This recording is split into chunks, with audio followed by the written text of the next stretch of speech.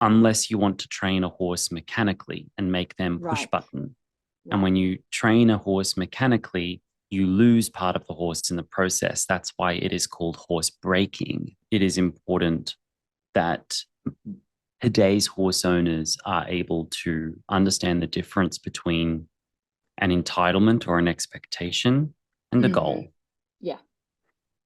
The way I see goals is that they're healthy targets you work towards. And I have a horse now that I've had less than a year since last October. It's now August when we're talking.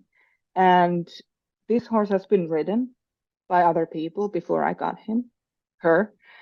I don't feel comfortable riding her. She's not giving me, we're getting closer to that, but she's not giving me all the right signals to say I'm completely comfortable with everything that we're doing. I trust Right, you. So I'm not right. getting on that horse because I don't need to.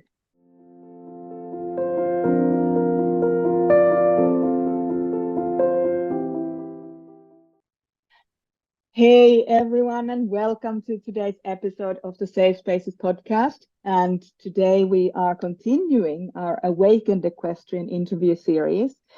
And I'm super thrilled to have Lockie Phillips joining me today. Lockie, how are you? I'm very good. Thank you for having me, Maria. It's good that you joined me. And Lucky, you're the host of the Emotional Horsemanship podcast. And Yes. I understand that you're very passionate about helping equestrians develop emotionally balanced horses um, through what I think you described as almost like a blend of science and empathy and feel, which I Yes. found beautifully said. Um, in our discussion today, as we were communicating, we haven't met until today, which is interesting always to me to meet new people. But we talked in our correspondence if we could talk a little bit about our individuality and the power of one and how good boundaries can really help us in staying true to ourselves, staying centered with ourselves, and how embracing our unique strengths and perspectives can enhance our connections and contributions to the communities that we belong to. And if that sounds good to you, then I have some questions for you. I'm happy to answer any questions that you might have. Excellent. So I want to start with something that I noticed that you've done in your wonderful podcast, which I've been listening to over the last week or so very intently. So my first question to you is, who are you? As in, how do Hmm. you see yourself? My name is Lockie. I see myself as an immigrant, as a human being who is fundamentally flawed and has a few small zones of genius, and the rest of me is rather ordinary.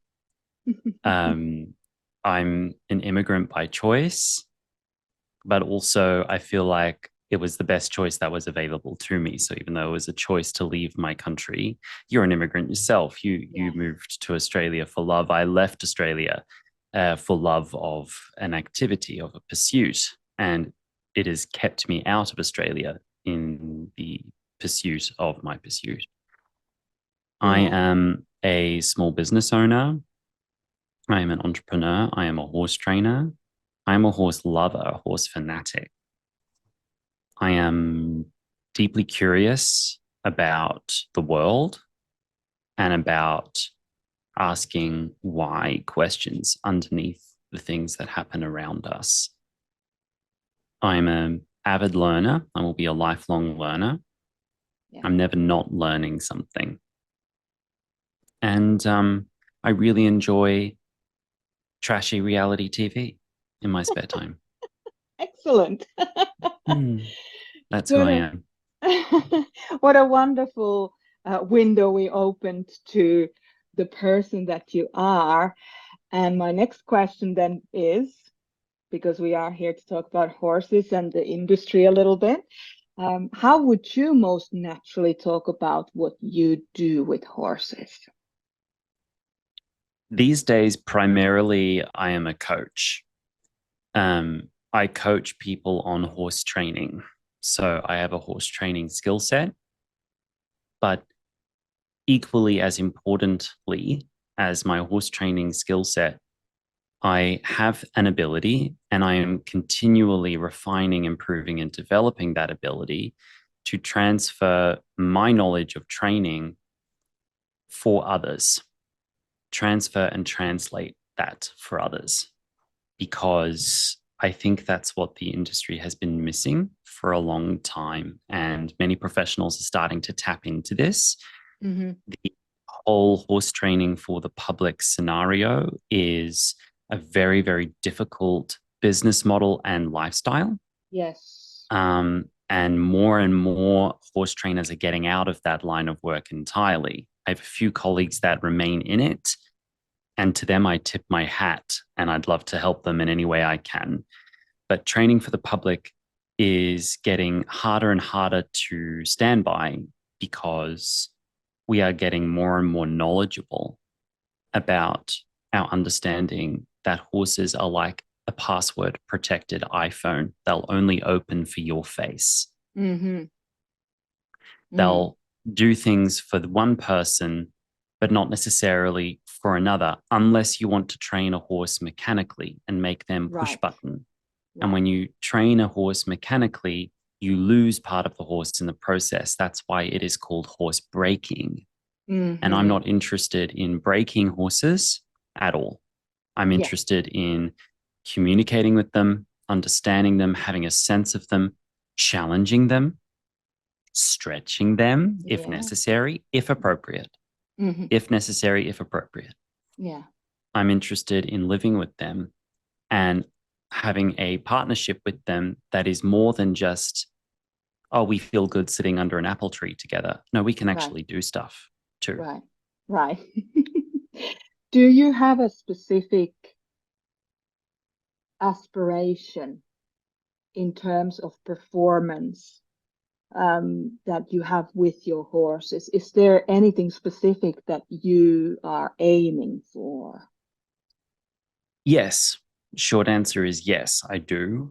Um, Short answer is I don't necessarily hold my clients to my aspirations. Mm-hmm. That makes sense. Yeah. I think it is important that today's horse owners are able to understand the difference between an entitlement or an expectation and a Mm-hmm. goal. Yeah. The way I see goals is that they're healthy targets you work towards. If we are to use a sport analogy, you go in, you play the game, the goal is to make a goal. Mm-hmm. But if you go in feeling entitled to score the goal, you're going to be constantly disappointed. And Mm. maybe it denotes a level of hubris and arrogance in the player, bad sportsman-like behavior, Yes. Yeah. to feel entitled to scoring the goal and having a tantrum when you don't. And that's often what we typically see in the equestrian world. I remember Yeah. going to any random stable at Thursday evening when I was living in Poland on, a December night and watching grown people having tantrums on their horses for not getting Yeah. what they want over Yeah. and over and over again. And horses bring up this in a lot of us because we want to have fun, we want to play, we want to compete, we want to do the thing. And I think goals are really healthy. I am definitely goal orientated. I just don't feel entitled towards the achievement of that goal. Yes. And I Yes. try to practice good sportsman-like behavior in the process towards getting to the goal. And I screw it Yeah. up all the time. I make mistakes just like everybody, Yeah. just like everybody.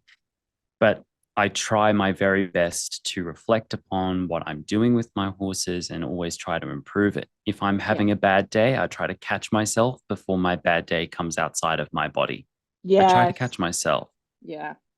And I see a lot of my clients, a lot of my community will abandon goals because they've conflated goals with arrogance and entitlement and hubris.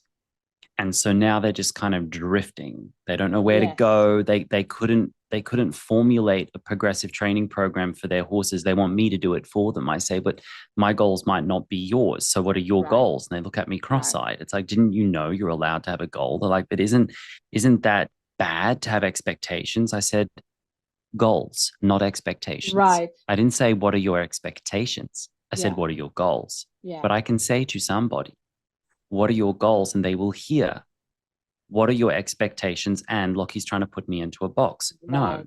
your Right. goals can be incredibly flexible and they can change in 2 minutes. And then their eyes cross again. I'm allowed to change my mind. Yes, you are. So Absolutely. this is why it's coaching first, horse training second, Yes. because as soon as you step and away from mechanical development of breaking horses, you step immediately into the content of someone's character and the constituents of their emotional architecture. You immediately step into that.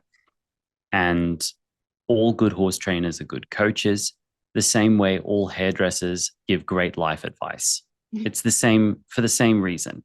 Yeah. You know, you develop a street cred, a street smarts about this. And for the last several years, I've done over 1,000 services per year privately to Right. people.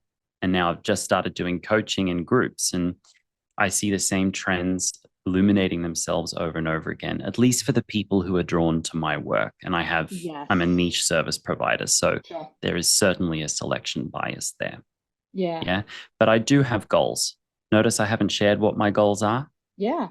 Yeah. I was going to ask, would you like to share? Do you feel comfortable sharing? And there's no pressure. Sure, but I want to caveat this and couch this a little bit in case someone listening is like, oh, well, he does this, so I'm going to do that. No, Yes. no, Thank you. no. These are my private goals. Hmm. You can be inspired by them to follow a similar direction, but I can and will support you in your goals as well. Can and will support you in your goals as well. I'm not someone who requires universal consensus. I'm not someone who requires my clients to be like me. Yeah. I'm not someone who tries to be like everybody else. I'm very comfortable being different, and I'm very comfortable working with people who are different than me, both Hmm. in a service provider capacity and in a collegiate collaborative capacity. I Yeah. regularly collaborate with colleagues whom we have a Venn diagram overlap in what we agree on, but we also have aspects that we disagree on.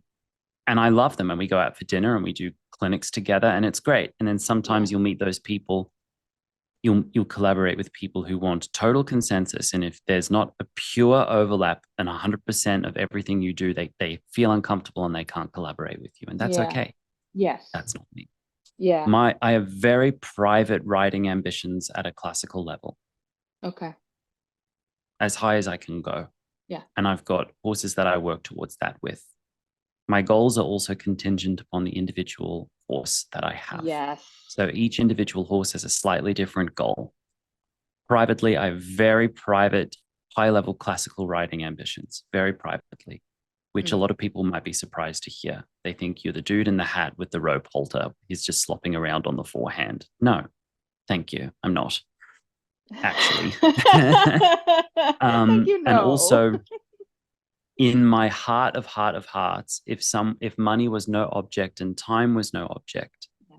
tomorrow I would start developing the horses that I have whom are appropriate for that, for long distance advanced trail riding, because I think that there is no task that demands more horsemanship, more athleticism, more psychological finesse, more emotional balance, more collection, more soundness, more adaptability than good trail riding. People Mm. think trail riding is for people who aren't serious riders. Yes. Now, anyone can take a broken horse, hold them on a contact, so they're basically blind to their Hmm. environment, and overface them through any condition. Yeah. If the horse has no awareness of their surroundings and is just fixed on you as their rider, anyone can take that horse and say, yeah, I've trail ridden them, but has the horse looked to their left and their right and actually processed where they are? Has the Yeah. horse ever made their own decisions on a trail? Have you allowed that? Did you release Yeah. the death grip on your reins? So that's not trail riding, in my opinion. When I say trail riding, I mean a mutual partner that makes their own decisions. Yes. Sometimes my horses will choose to extend a trail ride. Sometimes I'll say, let's go left. And they say, no, that's too hard. I'm going right. And I say, okay, Okay. so Yeah. long as you do that safely, okay, Mm. you're the boss. Sometimes I'll say, can we walk over this? They say, no, that's too rough on my feet. I'm going to go this way. And I say, all right. And sometimes I'll say, no, I insist we don't go there. And they'll say, okay. Right. It's a partnership.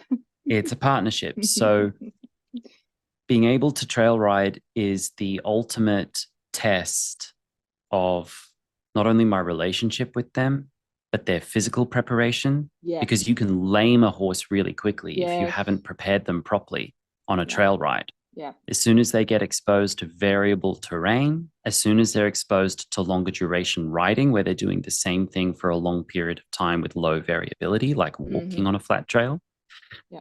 you can expose holes in your work very, very quickly relative to a 10-minute dressage test. You Yeah. can expose the holes very, very quickly.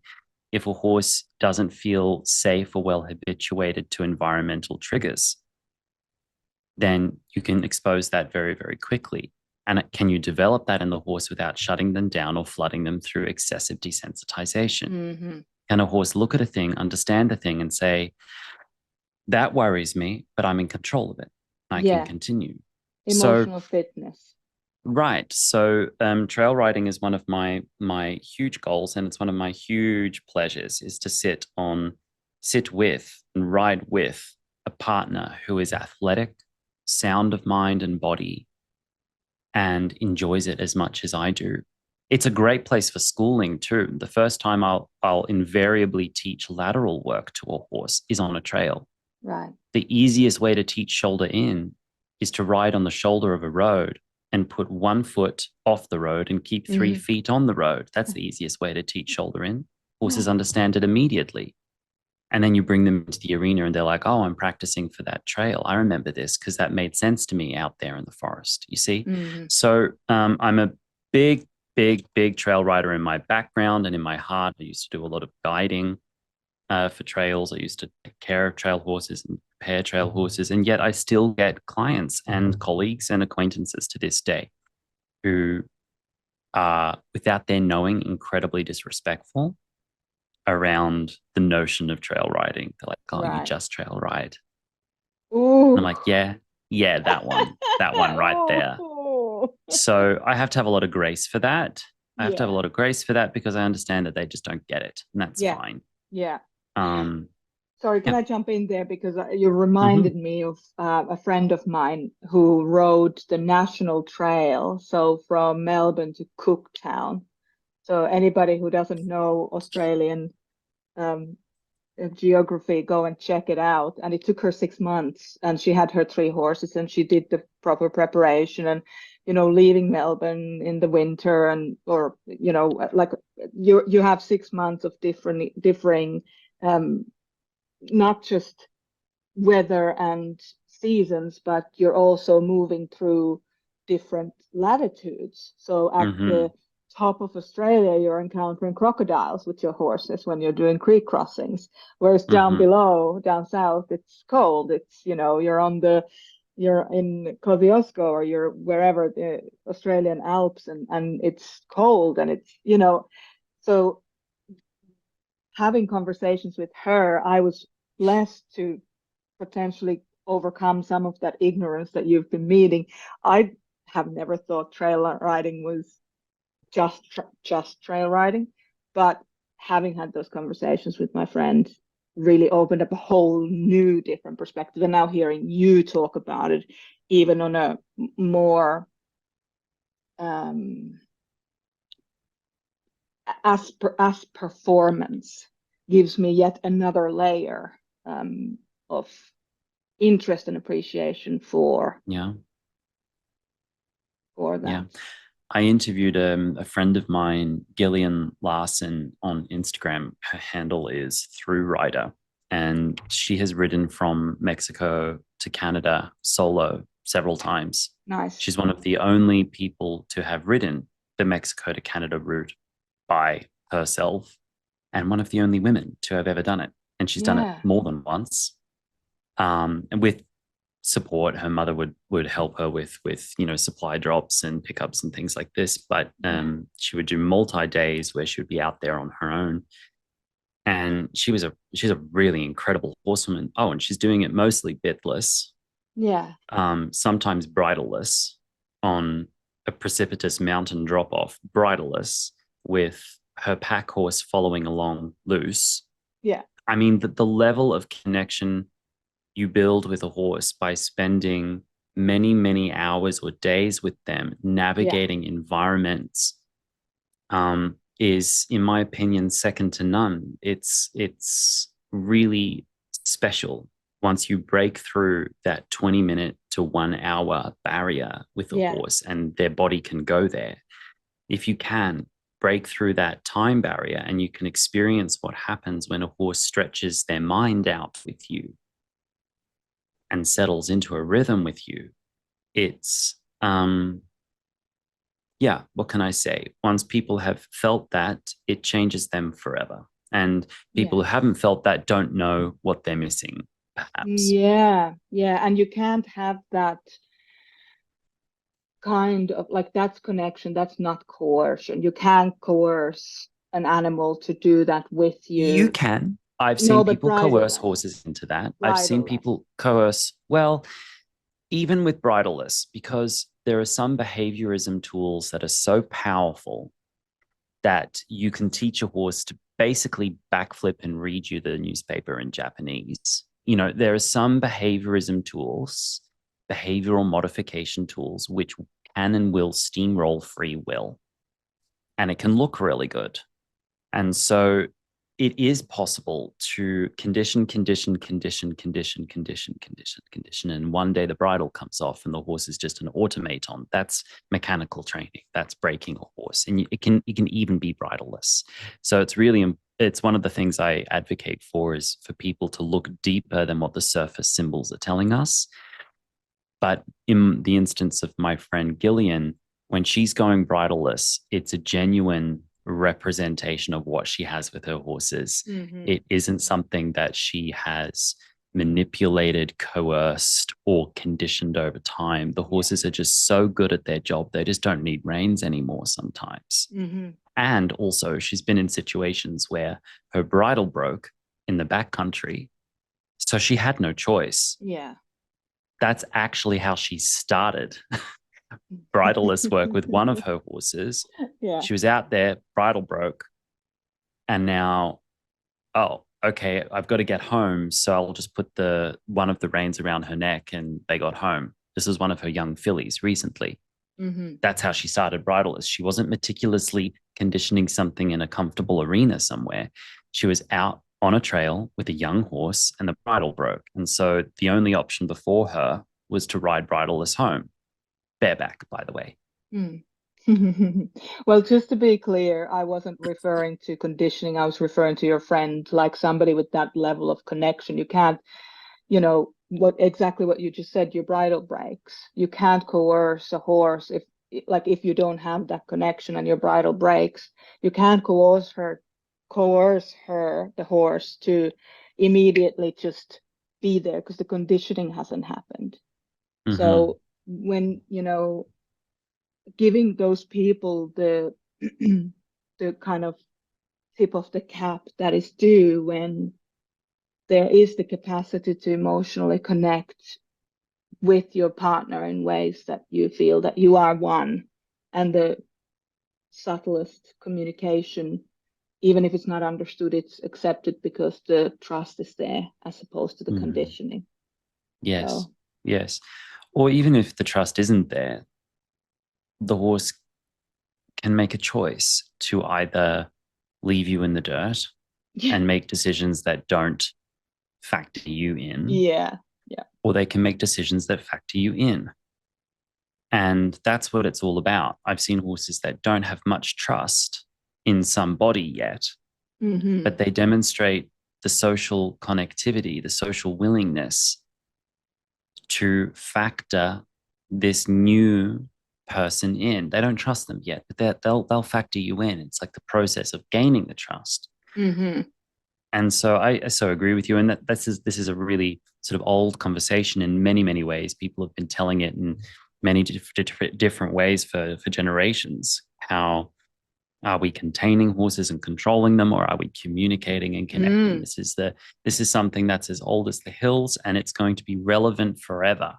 I unfortunately. think I so. wish Yeah. I wish this conversation would become irrelevant because I wish we could move on past it. But I think that's naive of me. I think we're going to be constantly having to speak on this Hmm. many different ways.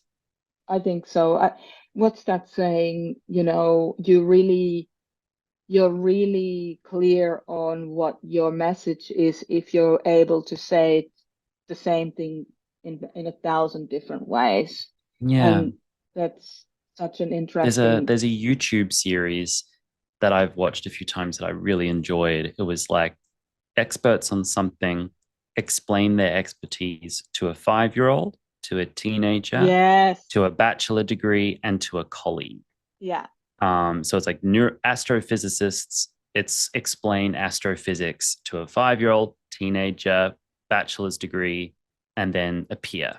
yeah, Um, and that's true expertise. If you can yeah, explain it in all those ways to different people with different yeah, levels of entry, that's when you really understand something. yeah. I love that. I think I've seen those as well.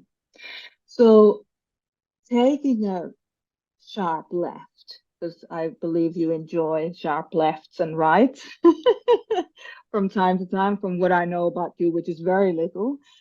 But I'd love to hear more about your kind of concept of individuality and power of one in within the bigger container of the equestrian industry, or even the tribes or the kind of communities that we are part of, because I believe, and I've come to believe, as especially with my work with personality decoding, having been around horses forever, also having worked as a pain management, orthopedic massage and pain management specialist, so seeing bodies, seeing minds, seeing hearts, seeing different ways of thinking and seeing everything.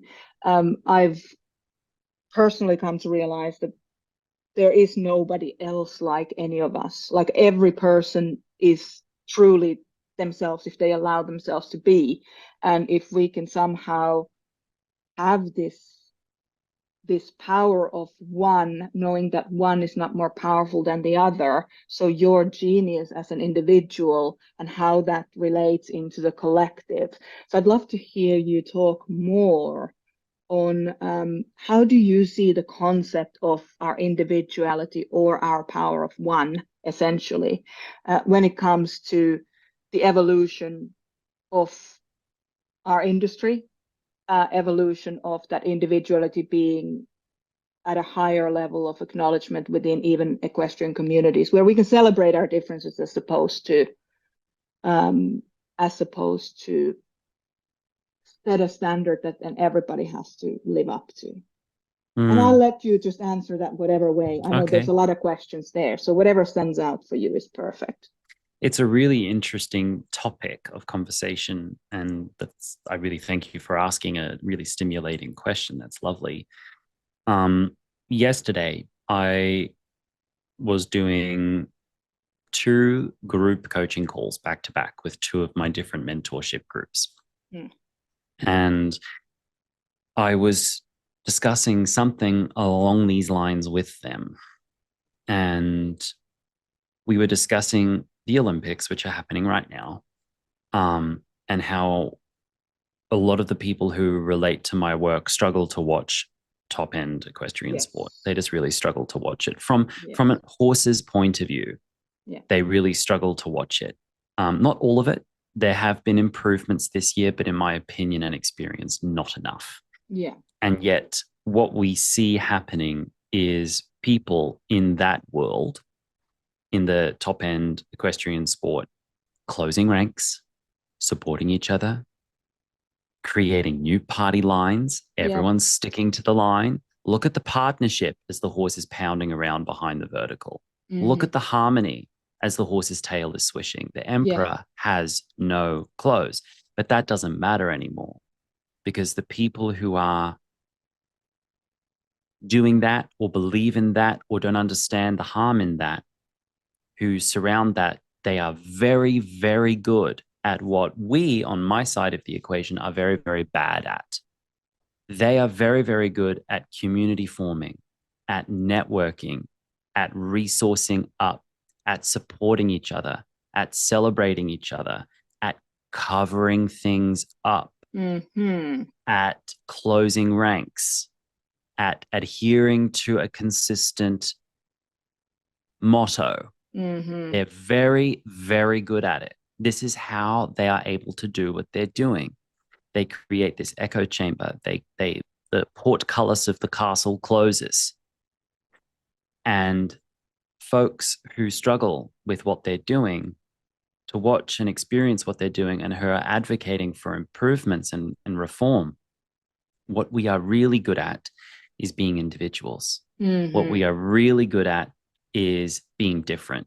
What we are really good at is change. What we are really good at is being dissenting opinions. What we are really good at is debating. What we are really good at is individuality, but we really suck at forming community. And I said this to my clients. I said, we suck at forming community. Now, that's kind of a paradox because I've managed to form a community over the last year and we're really, really solid. Yeah. But it's been a Herculean effort to do so.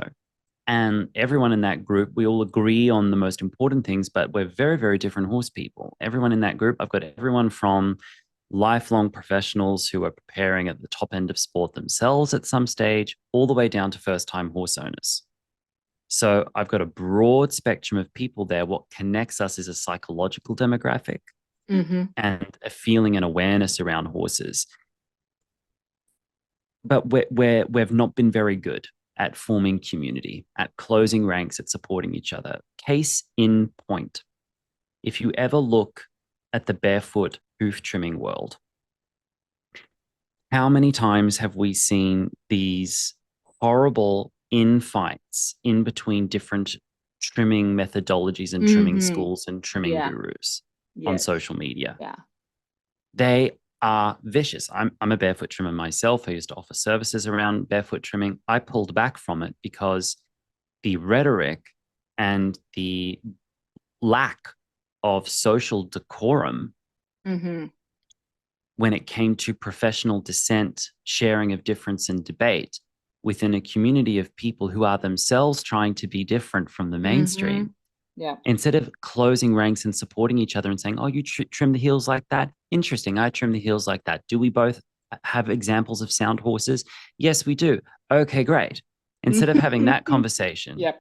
it's like, you're this, and it just Yep. becomes vicious. Yes. And Hand in so harmony. Yeah. we suck at forming community because we are individualists, because we are contrarians, because we are so invested in the power of one, we've forgot that the power of one contributes to one non-local Yeah. intelligence.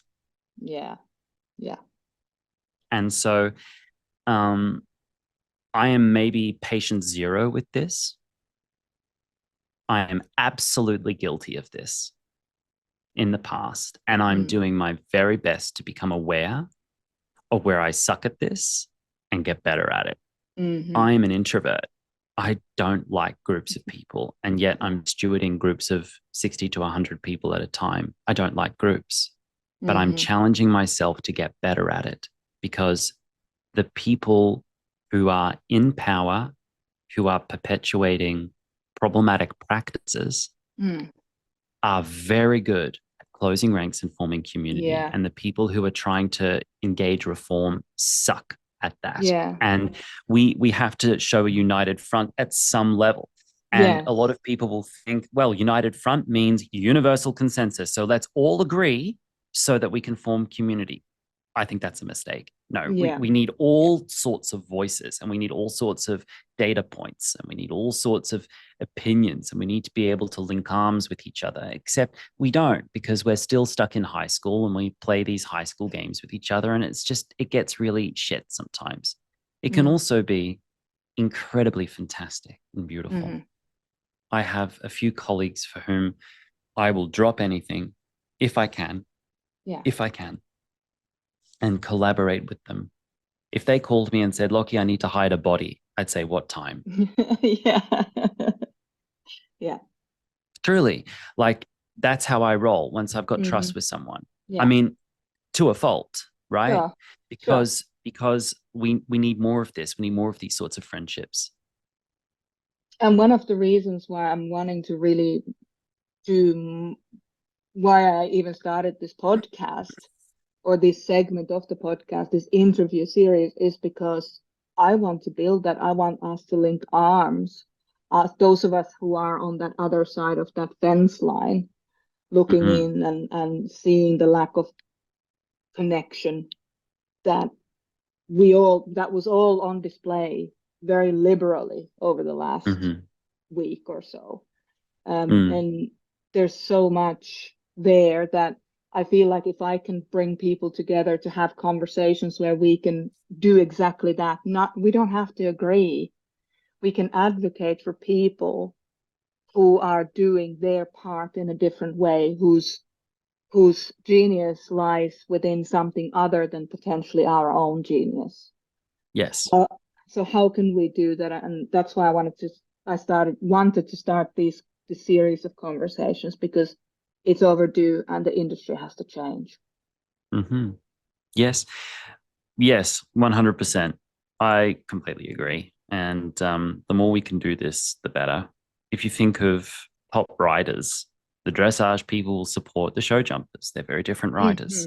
Hmm. Eventing is its own other skill, right? An eventing horse in dressage doesn't look like a pure dressage horse in dressage, right? But they support each other.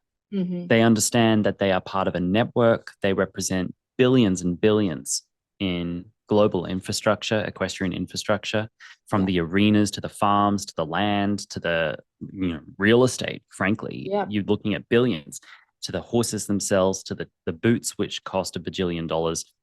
They represent power, money, resources, and community.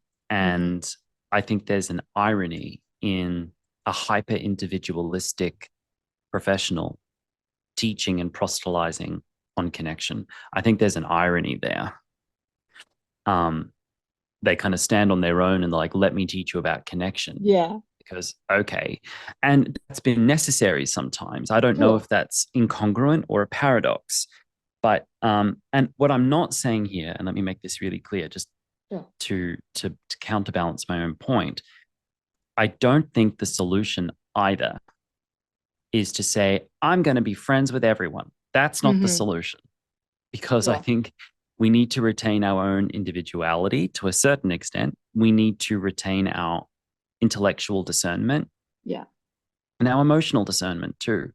We do retain the right to say to people, I don't like how you operate. I respect you. I wish you well. But the way you operate grates me. Hmm. So I'm going to be over here. I'm going to wish you well. I'm going to support you. I might even refer folks to you, but I'm not necessarily going to link arms with you closely. But I'm Hmm. going to see what you're doing and love that for you. Yeah. But I can't connect with you myself because we just have a little bit of a clash here. I think that's okay. I think that's Yeah. important because I think as soon as you start saying, I'm going to be friends with everyone, we get into fawn responses, we Hmm. get Hmm. into accommodating misbehavior, Yeah. we get into people feeling entitled to being any kind of way towards you that they like Yeah. because, oh, we're forming communities. So you're Yeah. supposed to be in my image. Yeah. No, I think we need to find a balance here. Yeah. And it's a tricky balance point. It's a really tricky balance point. There's that whole coercion piece coming creeping in and that entitlement piece where because we're in the same community, we're entitled to do these things. It's the same entitlement we put on our horses when we don't put our connection first, actual two-way conversation with our horses first. It's the same thing. We're using them as a tool. We're using our communities as a tool for X, Y, and Z if we don't truly show up as the individual that we are, knowing that every day is not sunshine and rainbows and glitter doesn't poof out of people's bums when they bend over. So this Right. isn't this isn't like nobody's perfect, nobody's that rainbow child every day of the week, but is there time for that glitter? Is there time for that sunshine to come through us when we are truly what connected to the authenticity that we have running Yeah, through it's a us. hard place to go to because a lot of Hmm. people find vulnerability really scary. Of course they do. Yeah. It is scary. A lot of people feel it is professionally dangerous to be Yes. vulnerable. And And it has been. in Yeah. some postcodes in the world, it is Yeah. straight up, Yeah. especially if you're a local service provider. There's only so much of yourself the local community is probably able to tolerate. That's the Yeah. sad truth, Yeah. Yeah. and so it's easy for me to say this because I've sort of skipped the local thing and went straight to like a more international platform Yeah. Yeah. through online work. But that's not going to be everyone's journey. We still need local service providers. And do you fit in locally or not is the big question. I've never fit in anywhere in my life, ever, Yeah. ever, Yeah. except for a couple of very small communities. Yeah. So I someone asked me last year. They asked me how to navigate being the weirdo at your barn. Yeah. I said, "You're asking a non-conformist a question about conformity. File not found. 404. File not found." Yeah. I said, "I can teach you how to be your own weird self in a boarding barn and how to be resilient in yourself. What Yeah. I can't teach you is how to cloak yourself in that environment because I suck at that. Hmm. Can't do it. Won't do it. Also, won't. Yeah. Yes. Shan't." Yeah. Yeah. Yeah. It's not like if you wanted to, you could do certain things. So let's be clear about Yeah, the if I wanted to, semantics I of could can cloak or myself, but then yeah, I couldn't look myself in the won't. mirror in the morning and I'd get Exactly. home and I'd be throwing up and then I'm exhausted and then I'm cranky and surly and irascible to the people in my life Yeah. who deserve the best part of me. Yeah. And so my contract with myself is to be myself. Yeah. That's it. And Nice. I have a, I'll admit, I've got some room for growth in my soul that I have a potentially volatile reaction towards people who ask me to change the content of my character. Oh, I'll okay. admit Yeah. that. Yeah. I'll admit that. I'll get emails, people saying, you should be more like this. And Oh, I have a that's volatile nice. reaction to that. Yeah. I have a volatile reaction to that. And I have to resist the temptation to throw my computer out the window and to tear them a new asshole. And instead either not reply Yeah. not reply or find a polite way to set a boundary. And so Yeah. I've definitely got some room for growth in navigating this because it's all well and good when you've got a small platform, but as a platform grows, Mm. the incidences of this occurring just statistically get higher and higher. Yeah. And so that's an issue for a lot of professionals who get to a certain level and they say, don't want to grow anymore because if I have to grow anymore, I have to navigate all of that stuff. Yeah. Yeah. And I'd rather just be where I am here and not Yeah. have to face it. Yeah. And I've grappled with that myself. Yeah. Mm. Yeah. Yeah, because look, if every person's decision around that is completely fair and their own, nobody Hmm. can coerce anybody. Well, people can and have tried and potentially sometimes do, but I actually have colleagues. I can even recommend someone whom I've watched them divorce themselves without damage. Well, no, there was damage, but I've watched them divorce themselves from their own character, their own self, their own needs to bend and reform themselves in a moment for a client. I've got colleagues mm, that are really good at that. They will, in the minute, in the moment, without anyone realizing it, shapeshift so that they appear before their client or community member in the form that that client is demanding, feels entitled to, or mhm, requires in that moment to be de-escalated.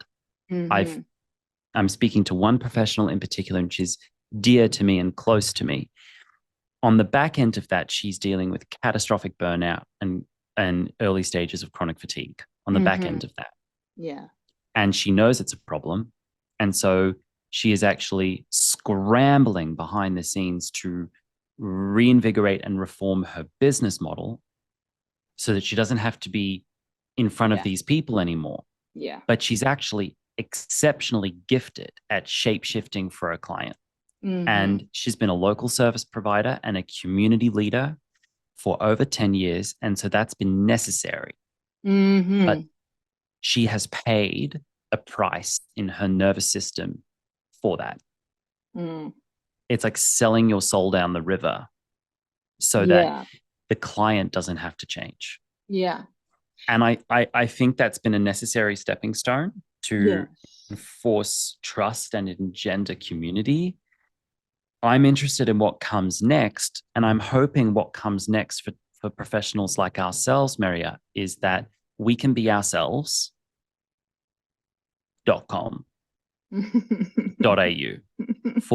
/I'm a be myself.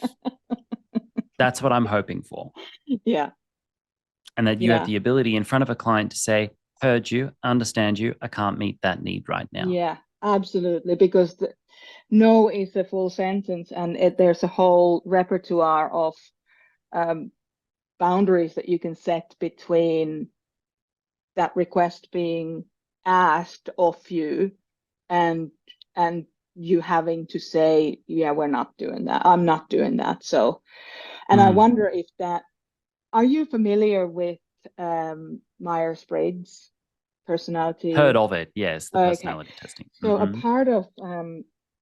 a part of that model is there's a there are four, essentially there's four cognitive functionalities, ways that we function. There's thinking, feeling, intuiting, and sensing.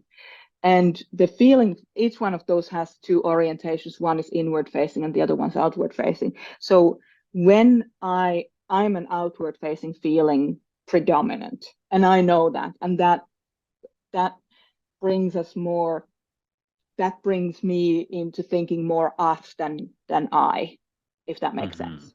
Mm-hmm. And then for those of us who have inward facing feeling functionality as a predominant decision making function, for example, my partner, we see things completely differently. So where he's like, well, f that, no, and just getting on with other things, I'm kind of going like, how could we make this work? Is there actually something here that could be helpful or useful? And so when we're looking at things like um, we're observing people in our lives who are struggling and going through those lessons, we all do, I believe. Um, we can all learn from each other. So we can learn, those of us who are outward facing feelers can learn from the inward facing feelers and cut that cord a little bit earlier. And Maybe uh, yes, or maybe we need you as much as we need your partner. Maybe we right, need your unadulterated voice, unmanipulated voice, however it is that you show up in the world. And then you can be a beacon for others to be drawn to you. And they're not necessarily going to be drawn to you because they're like you. They're going to be drawn to you because you're authentic. mm-hmm, And what the world doesn't need is another professional, another horse trainer who is inauthentic. That's what the world right, right, doesn't need. We right, don't need another slick operation. mm-hmm, We need someone who is themselves. A few weeks ago, I had a group coaching call with one of my small groups, a small and advanced group that's with me all year. And I was really, really tired that day. It had a lot of lessons. It was right at the end of the day. And so I thought I could either cover this up and shake my pom poms, adrenalize, and make a song and dance and get mm, something done for the next 90 minutes, yep, or I could just go straight to it because these women know me well enough now that they'll know when I'm making it up. yeah, And so I said, okay, guys, on a scale of 1 to 10, how well resourced are you today? yeah, Hand up if you're more than an 8. yeah, No one's hand went up. I said, okay. right, Hand up if you're an 8. One hand went up. Hand up if you're a 6. 3 hands went up. Hands up if you're a 5.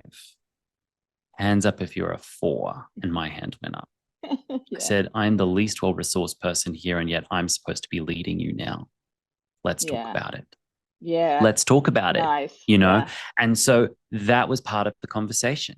And we were Yes. able to be totally open with each other. And then it immediately segued into a conversation about our horses and our horse training. What to Mm-hmm. do when you show Nice. up unwell, not well resourced? Right. What can be done? Yeah. Do you need to be done, or do you need to get something done? Yeah. So it was part of the conversation. So this place of just radical honesty and truth can inform our learning as much as denial of the truth can as Mm-hmm. well, and Yeah. stoicism. For sure. And I am not an advocate for people pretending to be something. I think there's a big difference between um, there are three, there's the gray area in between, but there's a big difference between pretending to be something that you are genuinely not. So I will never be an inward feeler predominant. That's just how it is. Right, I'm not right. built that way. But you can be inspired by. I can be inspired. I can learn those skills Yes, so that I can use those skills when it's appropriate to tell somebody where to go. which Um, is part of your outward facing expression, right? yeah, That's part absolutely. of it. Yeah, but it's a skill set, and that's the beauty for me is I wrote a course called The Four People Within, which is based on its continuation of Myers-Briggs system and that Jungian psychology. And with those four people, you have a starting point. Like I would say, you have a starting point with yourself and your awareness of yourself, oneself, not you specifically, but we all have awareness of ourselves, but we can also grow that self. As you pointed out, perhaps there will be a time when you're not throwing out the computer out the window and you're getting some I'm new selling. exaggerating. I have the I tendency get towards it. hyperbole for dramatic emphasis and communication abilities. The same way I I'm, would laugh at someone's joke. So I've never thrown the computer out the window. I promise I'm not a violent person. I have a penchant for ironic sense of humor and a dark sense of humor. It's just how I roll. But yeah, um, I think in our initial correspondence, because this podcast is called the Safe Spaces Podcast, mm, there are some people who find me a very safe space, and there are some people who don't. sure, And because I'm going to be me.com, sure. Yeah, and the spaces that I create are safe because they're not safe for for everyone. everyone. Yeah. So I want you to imagine I'm teaching a clinic somewhere in the world, and I'm in front of a group of people I've maybe never met before, maybe a couple of people I have, but mostly I haven't met them before. And all of the people there have agreed to sign a waiver, a comprehensive waiver. They've agreed to be on time. Now, that is enough, usually, to start the safe space to grow. Mm-hmm. However, imagine at quarter past the hour after the clinic starts, someone walks in late, noisily, while we're deeply meditating with the horses, because Mm, that's what we start the clinic with, very quiet. They walk in late, make a noise, plop down with their coffee and start talking loudly with the person next to them during the clinic. Then they start interrupting me while I'm teaching mm-hmm. because they didn't sign the waiver that said no call outs, no interruptions during the clinic. They didn't sign that. Mm-hmm. They didn't sign the waiver that said please be on time. And so now they walk in not knowing what the rules are. Mm, And what was a safe space is now no longer a safe space. And there'll be mm-hmm. sensitive people who signed the waiver and showed up on time, sitting in the group, who were building up the courage to think, is this my community? Is this a place where I could lift my voice and say what's inside Yeah, of me? And then this loud, obnoxious person walks in and violates the rules everyone's agreed to, and now they shut up. yeah, It's no yeah, longer a safe space yeah, anymore. But the loud, obnoxious person will say, you're supposed to create safe spaces. So why are you telling me that I can't? You see, this is what I deal with. Really, mm-hmm. truly, I'm actually not being hyperbolic right now. Sure. This is what I deal with. And so, in our rush to create safe spaces, I want to make sure anyone listening doesn't confuse, and I don't think you teach this, of course, But there's certainly people out there who conflate minimizing of the self, fawn responses, and being accommodating to the point of abusing yourself and destroying space. Yeah. That safe spaces are only safe if you've created boundaries first. Yeah. It's only safe. If you think about, again, the top competitive riders, imagine they've just done the Olympics and they're all sitting around in a green room somewhere, popping champagne and congratulating themselves for being masters of the universe. Imagine I walked in at that moment and said, to one effect, the emperor has no clothes, guys. What is going on? Those people are now no longer safe in that space because I've walked in to interrupt it. Yeah. Now, some spaces need interrupting because they've been too cloistered for too long. Yeah. So I've walked into this industry as an outsider and I'm an interrupter. Sure. I always will be, apparently. I'm an interrupter and a lot of people resent me for it and a lot of people are inspired by that. I am an interrupter in the equestrian sphere in general, which was rather cloistered. I'm a self-made horse person. I don't come from a horsey family. I've gotten my way in from a totally new direction. But then there are some people who have never had a safe space at all because no one's created the boundaries for them to be safe in. And so this is, again, a paradox. Some spaces need interrupters. Some spaces need shaking up. And some people have never had safe spaces and need to be able to access them. That doesn't mean I can be a safe space for everyone who wants me to be their safe space. Of course not. Yeah. That would be disingenuous. It would be disingenuous. I had someone find me incongruent, this is their words, because I had asked for punctuality at a clinic. Yeah. And I explained why. And they said, I have a traumatic brain injury. Some mornings I wake up and it takes me an hour to get out of the house. And some days it takes me 2 or 3. So I can't actually predict my punctuality because of my traumatic brain injury. Now, what I also said when I informed the importance of punctuality, I said, if you have a that you are late, inform us, we will accommodate you. But they didn't hear that. They were just triggered because a man was telling them to be on time and they sometimes can't. And they accused me of being ableist. They accused me of being incongruent. They accused me of being unkind and a covert sociopath. I mean, I'm not making this up. Wow. They accused me of call. this. And so my response to that was to refund them their ticket and say, I can't create a safe space for you at this clinic. Yeah. If they had said, hey, Lockie, I've got a TBI, and sometimes it takes me a while to get out of the clinic. If I walk in an hour late and you know what I look like and you know who I am when I'm walking in, would that be all right? I'd say 100%. I'd wink at them as they walk in and I say, I got you. Yeah. I got you. Thanks for making it. Are you okay? What can we do for you? Yeah. If I can, right? But that's not what they were doing because I need people in my spaces who have the ability to advocate for themselves and listen. Right.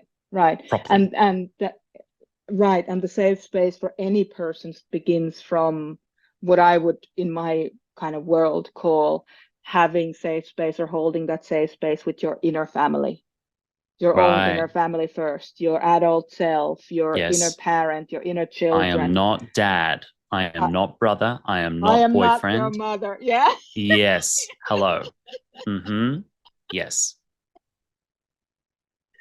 Because I'm Peter, my partner, often says, I can't believe you get away with saying to people you're not their mother. Like, how does it ever get to that point? And I just say, look, I work with people who are predominantly traumatized. I am helping them reparent themselves. I'm a borrowed parent to the point where I say, I want to remind you that I'm not your mother.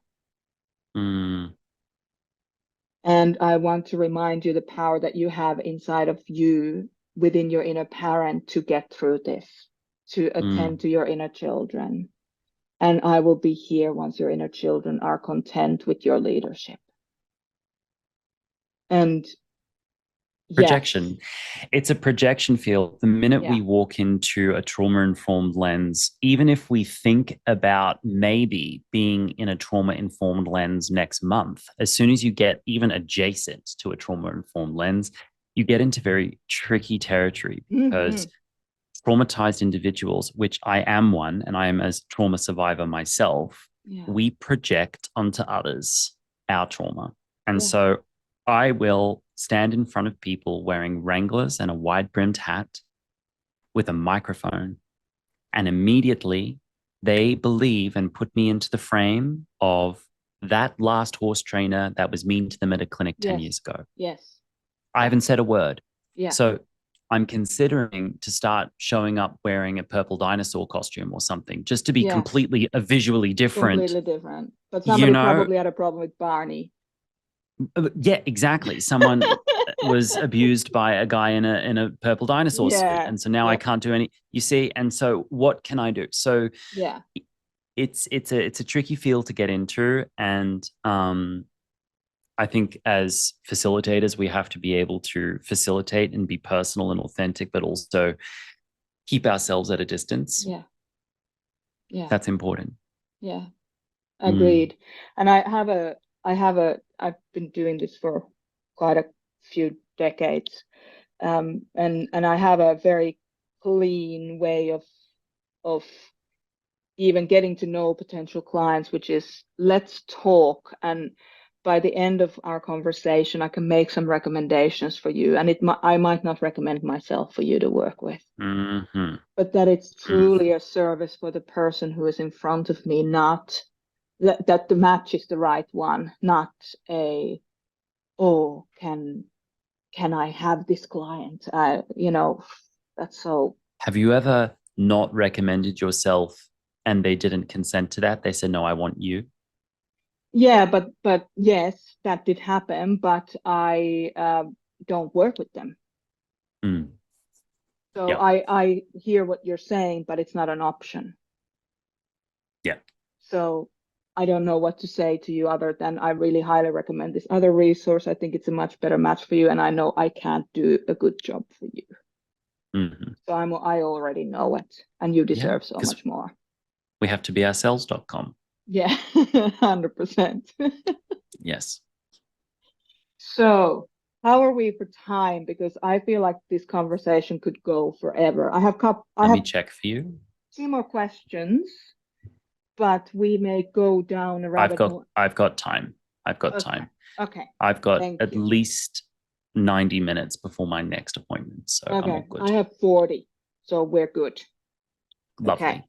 Excellent. So, the next question I had was around boundaries because this is we're essentially talking about boundaries on these rabbit holes that we're covering. And so how do you see, Lockie, the kind of our personal boundaries serving that personal integrity that is within us when we are in community so we don't lose ourselves? So what are kind of your boundary, like your top boundary tips is not the word, non-negotiables? Top boundary non-negotiables. Mm, My safety. yep. That's non-negotiable. And that's four-dimensional safety: physical, mental, emotional, and spiritual. Yeah. Nice. Four-dimensional safety. And my parameters for safety are mine to decide, not someone Yes. else's. Yes. Because the first thing an abuser will do is tell you what real parameters of safety are. I'm not Yeah. doing XYZ to you. No, you are. Well, that's not my intention. I'm telling you that you are, and that is my job to decide if you are for me or Yeah. not. Yeah. Right? So, yeah, my safety is non negotiable. Yeah. Yeah, that's a very Wow. simple answer to the That is, question. yes. Yeah. Mm-hmm. Perfect. Yeah. So what does spiritual safety mean to you? Freedom from the projection field. It's a Mm, spiritual warfare. to project onto others your trauma. Yeah. You're just like my, nope, stop. I had a retreat this weekend here on my farm, and that was great fun. We had a lovely time. And I have a horse who's a bit mouthy, and he's especially mouthy when he doesn't know someone or they're being close to him and he's feeling uncomfortable because he doesn't know them. Yeah. And so he nipped them, but he nipped them on their chest, Yeah. a woman. Mm-hmm. And immediately all the ladies in the group started saying, oh, he's just like my ex-husband. He's just like my boyfriend. And I went, it was a joke. I know that they were joking. They were making light of the Yeah. situation. But I went, But stop. yeah. He's not. He's not, Yeah. you know? Yeah. And so that's its own form of spiritual warfare against the horse, whether we know it or not, Yeah. because warfare is a strong word, sure. Maybe I'm being hyperbolic, but not to project onto the horse those things or onto me those Yes. things. I remember giving a lesson years ago. I was in California, gave a lesson a few years ago in California, and with this lovely gelding who was trying his best. And I said, okay, so what sort of issues do you typically have with this horse? I said, well, he's like your 10 years into the marriage husband who just wants to Oh watch my football and goodness. drink beer. And I'm looking at this horse and he looks at me and I swear to God, if he could speak English, he would have said, help me. And I'm like, dude, I got you. And I'm like, actually, this horse is doing everything you're asking of him. It just feels different to you. Yeah. It's like he's actually unloading the dishwasher, but he didn't like jump off the couch and like say, yippee, I get to unload the dishwasher, but he Right. unloads it for you. So what are we Yeah. talking? So, Yeah. I thought that was like a lot of projection, Wow. Yeah. anthropomorphic in Yeah. the bad sense. Now, there's a lot of good anthropomorphism out there, very scientifically sound anthropomorphism too, mammalianism, but that Right. was of the former was of the not good kind. Yeah, Yeah. projecting onto others an image or a reality that's your reality but not theirs. Right.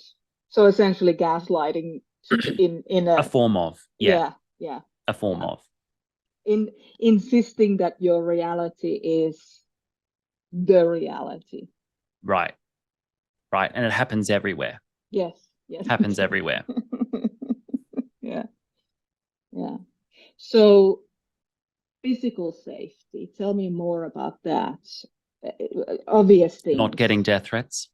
I had death threats Oh, last year. oh my goodness. I had death threats last year. So, and I clinic in the United States where there's a lot of gun violence. Yes. Yeah. So my physical safety is really important. I have on my waiver for my clinics, not only do we ask for their full name, but we ask for their driver's license number because it's Yeah. the least invasive form of identification that we can use to corroborate their identity if necessary. Right. I'm not asking for passport. I'm not Yeah. asking for a national health something. I'm not asking for a visa document. Yeah. A driver's license is a government identity document Yeah. that is the least invasive that I can ask for. And now we get questions every week. My administrator gets questions every week. Why are you asking for this? Mm-hmm. And we explain, and most people say that's fine. I did have one correspondence with someone who said, well, we understand why you're asking for it, but it's a risk for me to give you that data Mm-hmm. because we don't want my data being sold somewhere. I said, well, Yeah. I'm a European company. You're protected under the European GDPR, which Yeah. is the Yeah. strictest data Yes, it protection is. laws for consumers in the world. If I Mm-hmm. was to sell your data or misappropriate it, it's punishable by fines and jail time. Yeah. So, and I have a German trained paralegal who specializes in the European GDPR, who's my full Yeah. time administrator. So we're Right. handling your data properly. She's like, oh, but what if someone hacks your account and they get my data? That's a risk. I said, yes, it is a risk. Mm. It's also a risk for me to travel to a country with a high incidence of gun violence and stand in front of a room full of people I don't know in a Yeah. rural community as Yeah. a gay person Right. when I've had death threats in the last 12 months. Yeah. So I think the risk is borne equally on both sides. If you Mm. don't want to sign the waiver, we are happy to refund you. So I Yeah. take that very seriously. People Of say, "Oh, you're course. exaggerating. What a princess." fine. Okay. I'm not interested in the politics of it. I'm Yeah, interested in my personal safety, you know? 100%. And do you have a firearm clause in like no firearms? Like people are not allowed to carry at your No, but clinics. now that you think of it, maybe I fucking should. Sorry, I'm I think swearing, but maybe I I should. think there's something to I that. mean, Yeah. what are we gonna do? Start doing metal detecting at the gate at a clinic now? Like Mm-hmm. we don't. No, I'm not gonna do that. I'm not gonna have someone frisked down. Yeah. But it's not written in my waiver that we don't permit firearms Yeah. because maybe I should. But we hope that someone putting their driver's license down Is is enough enough for them to to, say, I've declared my identity, I'm coming yeah. open, you know? Yeah. Yeah. Also, physical safety with the horses, right? Mm. Yeah. Yeah. There, a few years ago, there was a very, very famous, well known, very successful classical dressage trainer who was at a clinic. And I'm told that he was feeling pressure from the industry to keep up with the young bucks who are coming up behind him, who had all of these show horses and could really demo at an exceptionally high level. Right. And he was trying to keep up with that and was putting more and more pressure on himself. And at a clinic, he got on a young horse, and he typically wouldn't, I'm told, Yeah. Yeah. get on a young horse. And the horse threw him and killed him, broke his neck, and he died. Yeah. So I now no longer ride my clients' horses at a clinic Yeah. because I've had colleagues in the industry who have died. I Yeah. don't take horses under the age of 4 at a clinic because I've had clinician colleagues who have died. Died. Yeah. Yeah. It's not even exaggerating to say Yeah. that this is a serious thing. I don't know this horse the way you do. Also, it does not matter to me Right. that I can do it with the horse. It Right. matters if you You can can do do. it with the Exactly. horse. Yeah. Yeah. That's what I'm teaching. And so I will demonstrate if necessary, if they're a visual learner, but I give them back the horse, Yeah. not because I'm afraid of the horse, but because if I'm going to do those things with the horse, it's under a totally different context where I have time with that horse to Yes, understand them, exactly. build rapport, because building rapport is probably the best safety mechanism we can have Mm-hmm. with our horses. If Yeah. the horse feels safe to say to you, no, thank you, Yep. peacefully, and you adhere to that Yeah. and get off or get out, you're less likely to be in a situation where a horse has to break themselves in two to defend themselves and break you in the Yes. process. So Yeah. we've got to remember that equestrian pursuits is more dangerous than motorcycles by the statistics alone. It's one of the most dangerous activities that we can undertake, and people get hurt and killed every year. Yeah. And so we need to not be cavalier, and it's not a failure to listen to fear. Fear is here to inform your Yes. safety. Yes. Yes. I can't tell you how many times I've felt enormous amount of frustration when somebody tells me that fears is false reality appearing real. I'm Sure. like, Great. that's nice. Great. That's my standard response whenever I disagree with someone. That's nice. And then just move on to something else. Because what are you Right. gonna say? Right. What are you gonna say to that? Listen to your fears. Hashtag been there, couldn't walk for 6 months because you know. And I have a horse now that I've had less than a year since last October. It's now August when we're talking. And this horse has been ridden by other people before I got her. I don't feel comfortable riding her. She's not giving me, we're getting closer to that, but she's not giving me all the right signals to say I'm completely comfortable with everything that we're doing. I trust Right. you. So I'm not Right. getting on that horse because I don't need to. Right. I have a colleague who I work with very closely who's got a 5.5-year-old, and she only just sat on him recently. And in her post about it, she said, I'm not a confident colt starter anymore. So, 5.5, I get on now. And I said, if confidence requires you to put yourself in physical jeopardy, Yeah. with young horses whom you are unsure that they will have a good time and you will be safe through this Yeah. cult starting process. I think we have a pathological understanding of what confidence Yeah. is. Yeah. Yeah. Confidence is saying no if it's no. Absolutely. That's Absolutely. confidence, and not saying yes when it might be a no, or Yeah. saying no when it might be a yes, right? The whole world's upside down. Yeah. They call straight, a horse will be beautifully bent and they'll say the horse is straight. No, they're bent, but the word straightness means bend. So Yes. the whole terminology in equestrian infrastructure is totally upside down because, again, the powers that be don't want you to land anywhere. They don't want you to realize that the Yeah. emperor has no clothes. Yeah. Obfuscation is the norm. Right. And this boundary conversation brings me actually to my last question, which is, if you had the complete attention and trust of the president of the International Equestrian Federation, what would you ask him to change? What? Okay, let me change Okay, that. okay, What okay, would you okay, okay. ask them to change? I Before I answer, do I have this person's trust? Yes, complete Does he attention and trust. does he believe me? Yes, Is he willing to actually do it? yes, Okay. I would say enforce your own regulations. right. If I had to one sentence for him, that's all I would say. Yeah, yeah, Enforce your own regulations. Don't yeah, don't reform anything. Just enforce what you've got already written down yeah, because they don't enforce it. yeah, yeah, And then if they did that, I would say, okay, now that you're able to enforce your own regulations, let's improve the regulations. yeah, Let's have not only dressage judges who are many decades entrenched in the same echo chamber judging, yeah, or not only dressage, but any equestrian yeah, sport. Let's not just have the entrenched echo chamber judging. Let's bring in third party experts who are internationally renowned experts in pain science, yep, in calming signals, conflict signals, and let's have an other score chart called the welfare score chart or the ethics score chart.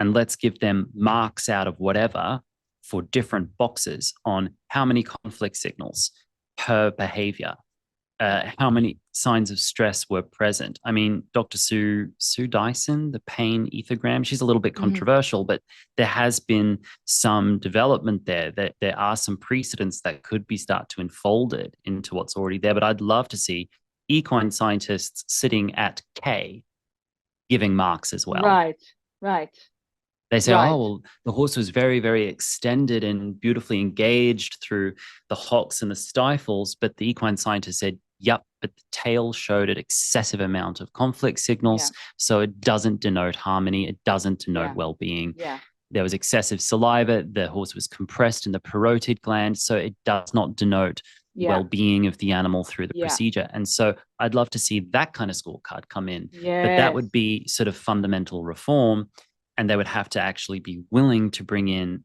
outsiders. They'd have yes, to open their ranks and yes, welcome in third parties. That would yeah, be a breath of fresh air in their own judging. But if I only had one sentence to share with them and their trust that they would listen and enforce it, simply enforce the regulations that you yeah, already have. yeah, yeah, That's nice, it. nice. And there's such power in the simplicity of kind of, I'm gonna say stating the obvious, but it's not. I'm not. That's. I hope that's not coming across in a way of belittling what you said. It's like Oh, stating the absolutely freaking not. obvious thing that My should be mum done anyway. says to me several times a year, she's like, Lockie, never underestimate the power of stating the obvious. Nice. Because I tend to just go off on a tangent and talk about non-obvious things. She's like, Lockie, what's the obvious thing here? And state it. Oh, okay. She's Yeah. all my life, she coaches me on it. So, Yeah. that doesn't minimize it all. That's in fact a compliment. If we live in a world where straightness is bend and bend is straightness Yeah. and black is white and harmony is stress, Yeah. then having someone who can say, the emperor has no clothes, guys, if it looks like a duck, walks like a duck, quacks like a duck, it's a duck, not a swan. Yeah. Yeah. It's a Yeah. duck. you know, Yeah. it has all the hallmarks of a duck. They say, look at this beautiful swan, and they hand me a duck. I say, I Yeah. love ducks, but it ain't no swan, babe. Yeah. Yeah. I'm not an idiot, right? Yeah. So, and there's this whole thing of, well, can't you see it's a swan? And people are holding ducks saying, oh, look at this beautiful swan. Yes, it's a swan. Everyone's agreeing. The emperor has no clothes. Yeah. That's the parable, right? Yeah. Yeah. Absolutely. Thank you so much for this time, Of Lockie. course, Thank it was you. lovely to meet you. Yeah, you too. And thank you for sharing your perspective, your what safe space means for you. Um, Thank you for modeling the kind of the profound power that boundaries and being centered in your own truth can have for all of us. And as we're trying to stay on our purposeful path, whatever that looks like for each individual. And for our listeners today, I want to thank you for tuning in and your dedication in making a difference from your own perspective. And every small action counts. That's Mm-hmm. what I want to say. Mm-hmm. Every small action counts. And if you take one thing away from this conversation today, I'd first of all love to hear it in the comments section below. But if you take anything, any one thing away from today's conversation that really meant something, spoke straight into your soul and your heart, then trust that feeling. Trust it Mm, for yourself and follow that feeling and see where it brings you. mm. But I cannot thank you enough for your contribution to this conversation, Lockie, and to everything that you're doing. Thank you, Maria. I appreciate that. Yeah. Same goes for you. Thank you. I appreciate you Mm, greatly. And until next time, together as the unique individuals that we are, if we take a little bit of action on that one thing that we took away from today, we can create a future where horse welfare is at the forefront of our training and our competition, all of our equestrian activities. So everyone stay safe, stay compassionate, not too compassionate, and mhm, let's keep creating those safe spaces for ourselves and our beloved equines, whatever that looks like for you. Thank you, everyone. mm. Lovely.